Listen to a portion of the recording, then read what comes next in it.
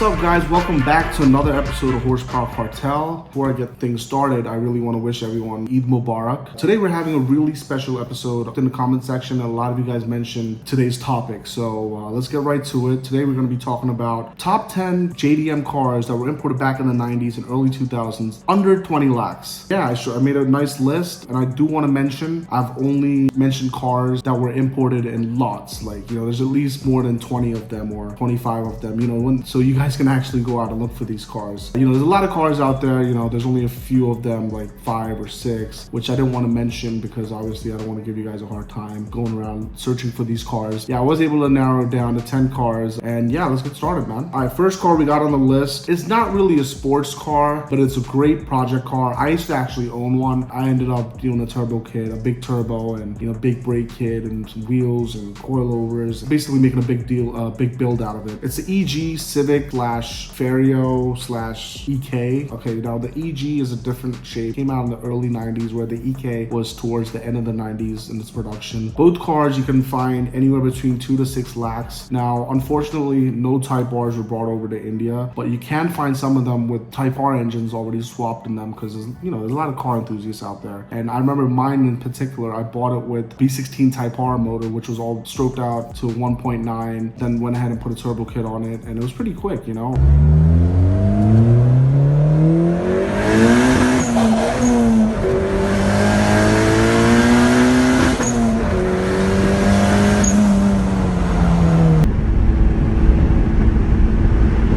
Made a lot of power. It was definitely a fun car to drive. It was crazy. It was definitely a widowmaker because it didn't have any ABS, no traction control. I didn't even know if it has airbags. Yeah, it was a fun car. You should be able to find these cars relatively cheap, decent condition. One thing you do got to worry about is the rust. But yeah, you should be able to find this car anywhere between 2 to 6 lakhs, like I said, and depending on the condition. I actually sold my Civic for super cheap. In the condition it was, it's a little rust on it.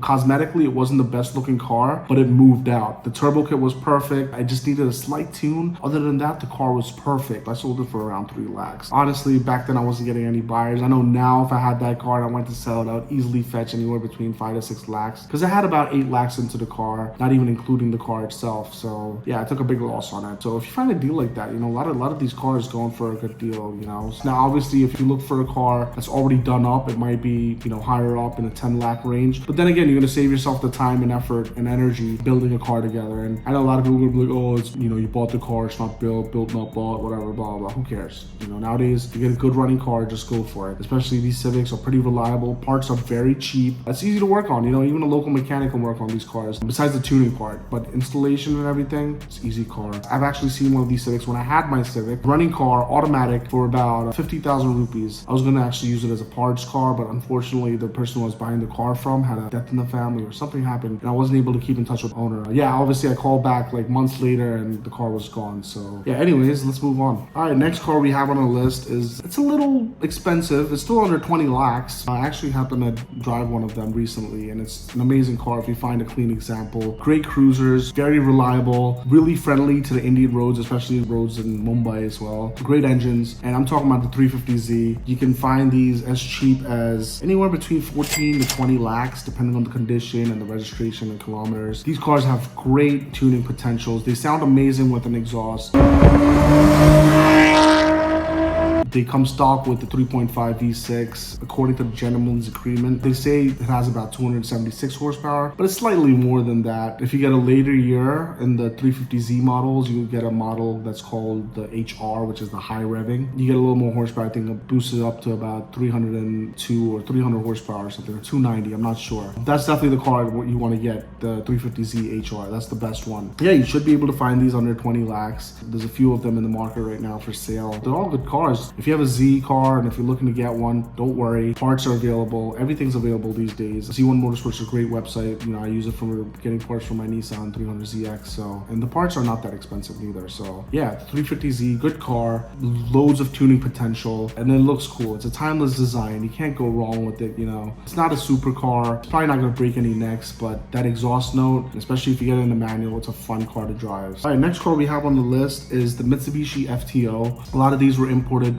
in the late 90s, early 2000s. Very beautiful car, sharp edges, timeless design again. It looks really modern compared to a lot of 90s Japanese sports cars. Like a lot of these cars were designed way ahead of its time as well. So, I mean, Japanese were known for that as well. I mean, look at my 300ZX. It still stands out among supercars and sports cars of this era. Yeah, Mitsubishi FTO. Some of them came in a 4-cylinder, some of them came with a V6. I'm not sure how much horsepower they really made. I think around 190 the V6 came with, similar to the motor that was in the V6 Eclipse back in America. These cars are really cool. They're pretty reliable. Again, being Japanese cars, I think all the cars on this list are reliable. Parts for this, I haven't really dealt with the FTOs, but I'm pretty sure you should be able to get parts for this car because it's a lot of interchangeable parts with other Mitsubishi products as well. So yeah, you should be able to find these cars as cheap as 6 lakhs all the way up to 13 lakhs. And I've found really clean example ones recently, matter of fact. By the way, there's 2 of them for sale if you guys are really interested. I think one guy's asking 11 lakhs and one's asking 12 lakhs. And they're super clean cars. They're both MH registered, I think. The only downfall about it is front wheel drive. The best thing about them, a lot of them that I've seen come with a manual transmission. So I have yet to see an automatic FTO. So yeah, definitely a good car to look out. Beautiful car. All right, next car we got on the list is a Toyota Celica. Now, a lot of them were imported to India. I've seen so many of them. A lot of convertible ones, a lot of coupes. You have anywhere between, you know, the ones that came out in the early 90s all the way up to the early 2000s. I'm not really sure what the model and chassis codes of these cars, but I know some of them came with the 1.8 motor, which was similar to the one that came in the Lotus Elise. Obviously, the heads were made by Yamaha. That's why it made a little more power than these Celicas did. But that's in the later gen Celicas. The early gens, you know, they come in with pop-up headlights. They look decent. They look aged. But the newer ones from the early 2000s look pretty good. They have some sick body kits for them. You know, TRD made some amazing aftermarket parts or OEM aftermarket parts for them that you can fit onto the car to make it look nice. I think they have a set of 18-inch wheels you could put on there and some nice body kits as well if you could source them from Japan. Yeah, I see a lot of these. Unfortunately, a lot of them are automatic, the ones that I've seen. These cars are cool, man. I'm talking about the later gens, by the way, not the early gens. The early gens, a lot of them are manual, a lot of them. It's a mix, you know, manual and automatic. A lot of them did come in convertible as well, imported wise. Me personally, I like the coupe, but if you want to flex a little bit on the ladies, you can get the drop top, you know. But me personally, I love the coupe. And I just think it looks ugly with the top up. It looks good with the top down, but when the top's up, it looks ugly, especially the earlier models. You get these cars anywhere between 4 to 12 lakhs, depending on the year, depending on the condition, registration, and kilometers, obviously. And like I said, the later generations, timeless design, one of my favorites. You know, you get the big spoilers on it. Obviously, the previous models with the dual round headlights, you can actually get them and probably do a GT4 swap where it's the all-wheel drive and it's got the turbocharged 4-cylinder and it's got the big spoiler, the body kit and stuff. So I've yet to see, I think there's only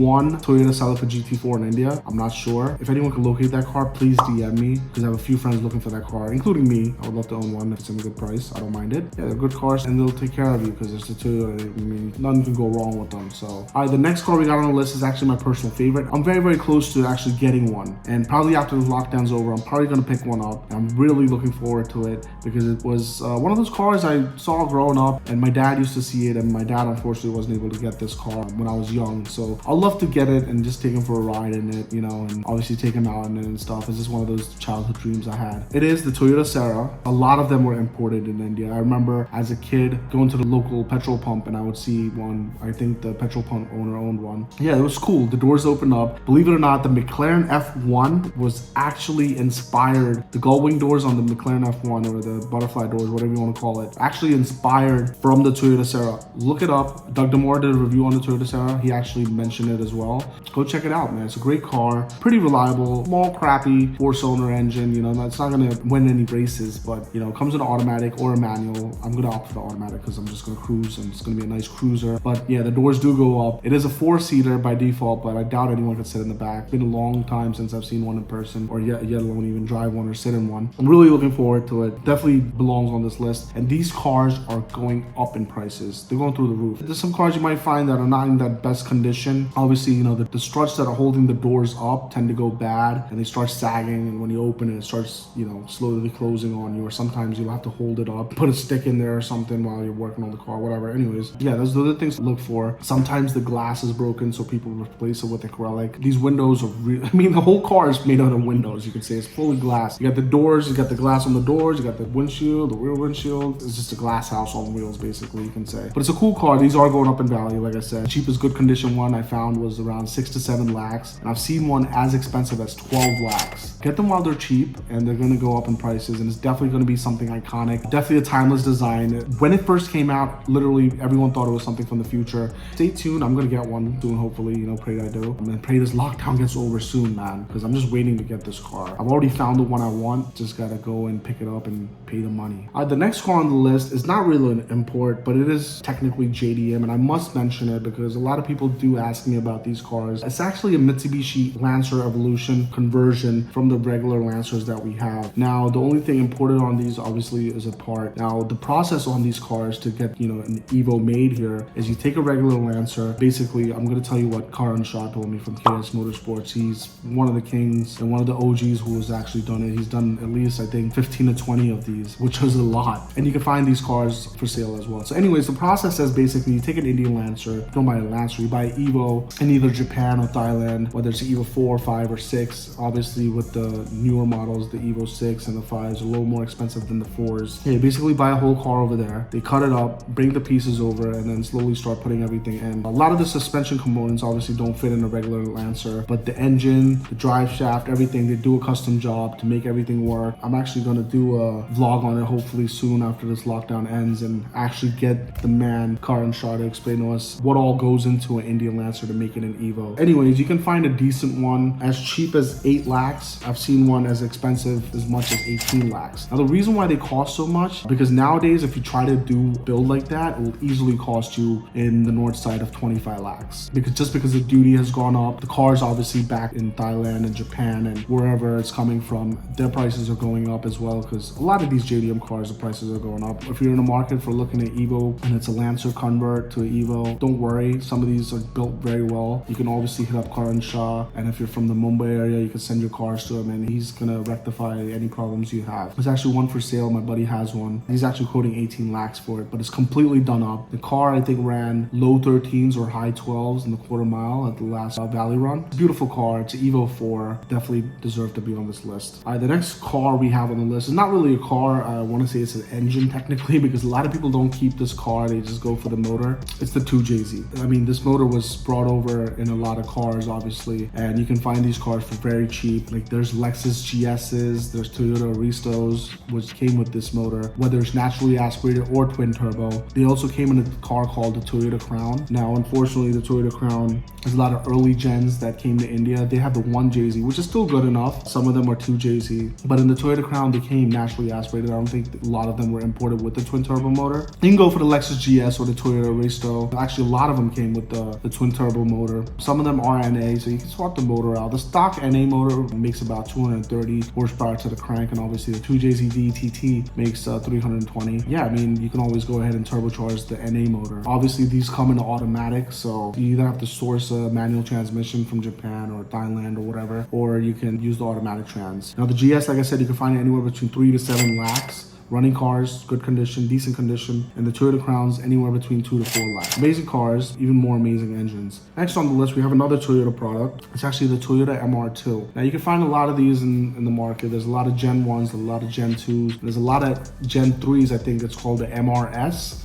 which is a little smaller. These cars, I guess, came out to compete with the Miata, you can say. You know, it's like Toyota's mid-engine rear-wheel drive car. Gen 1s came naturally aspirated. I know abroad, some of them, the Gen 1s came with supercharged motor, but the ones you want to get is a Gen 2 because it comes with a turbocharged motor and they make a lot of power with just bolt-ons in a tune. And then the Gen 3s are just good-looking cars. They're not fast. They make about 138 horsepower. They're not that fast. They just look really cool. Another car that's a timeless design and, won't go out of fashion for a while. But the Gen 1 and Gen 2, when you see them, they're straight from the 80s, straight from the 90s. The best part about them, they have pop-up headlights. So you know how much we all love pop-up headlights. So yeah, you can find these MR2s as cheap as 8 lakhs to 15 lakhs. Fortunately, a lot of them are owned by car enthusiasts. Yeah, they're cool cars. The rear-wheel drive, like I said, and they come in a manual. I don't think they came in an automatic, not least in India. But the MRS Spider, they call it, the last gen that was in India, came as a convertible. I know the Gen 1 and the Gen 2s came in a Targa top and a coupe as well. So yeah, man, these cars are super cool. They handle amazing. And I remember back in the day when I used to go to these autocross events, they used to just slay it. So if you find these cars,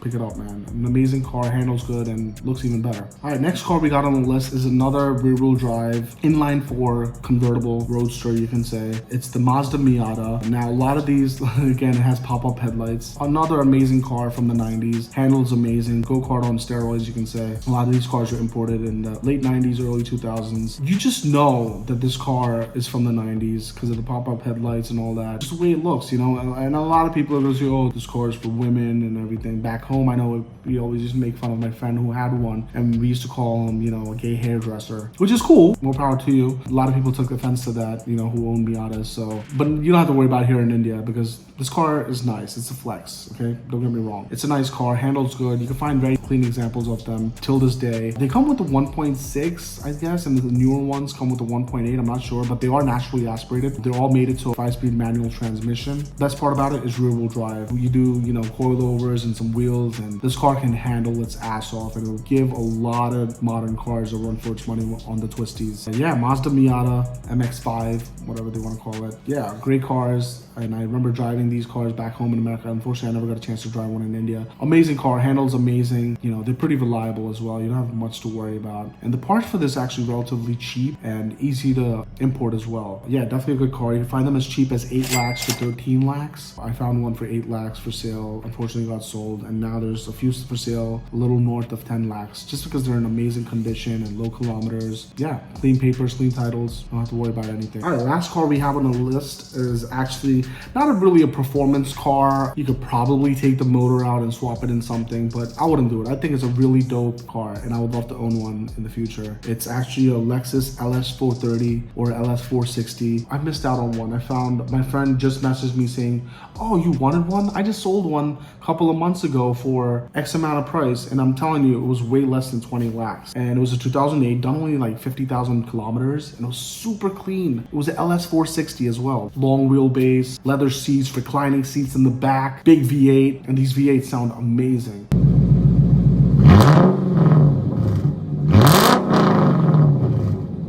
These cars are sick, man. And it came in, the one that he sold was in the beautiful pearl white with beige interior, which is like the typical dream Lexus spec for me because I grew up in the 90s and all these rappers used to talk about off-white Lexuses, like Jay-Z especially. Cruising down A Street, off-white Lexus. Yeah, man, these cars are cool. Obviously the Lexus LSs competed with the, you know, the S-Class and the Audi A8 and the BMW 7 Series. Even now, if you go to buy one, they're well over 1 crore rupees. So if you find one, pick it up. They're amazing cars. They're super reliable and it's super flex pulling up to the scene with this car because it's just dope, man. And plus it's got a V8. You can find these LS 430s, the older models, LS 400s, I guess, all the way up to the 460s. The LS 400s, you can get them as cheap as 4 lakh rupees. And obviously these LS 460s go anywhere all the way up to 20 lakh rupees. Keep in mind, these cars are super reliable, have a nice V8 in it, and a super flex when you pull up to the scene with this car because it definitely turns heads. The fact that it's such a big land yacht that everyone just turns around and stares like, what the hell is this big contraption type of thing that just pulled up, you know, with the L on the front. But yeah, it is a Toyota at the end of the day, but it is dope. You know, Lexuses are dope. Infotainment, technology-wise, it's ahead of its time because it's Lexus, and you know they always over-engineer everything. Go ahead and cop that car, man. It's super dope. All right, guys, that's all for today's episode. I hope you guys enjoyed it, and I hope it was informative, and I hope I can, you know, somehow help you guys attain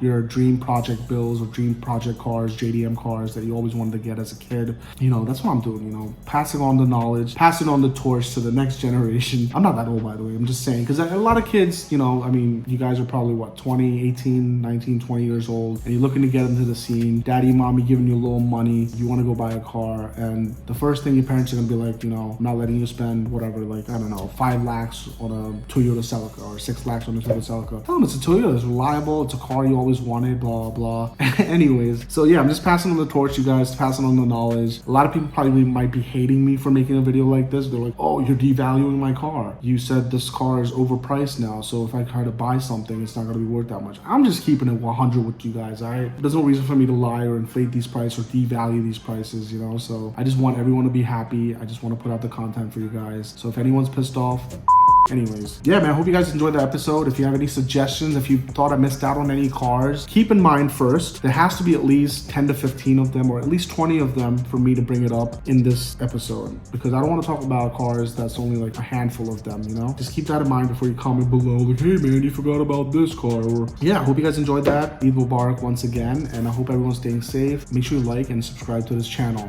and make sure you give us a follow on Instagram and follow me on Instagram. Follow Ruel on Instagram too. The guy shoots amazing pictures. Go check him out. Please pray the lockdown ends soon. It's getting crazy out there. The numbers are increasing every day. See you guys soon on another episode of Horsepower Cartel.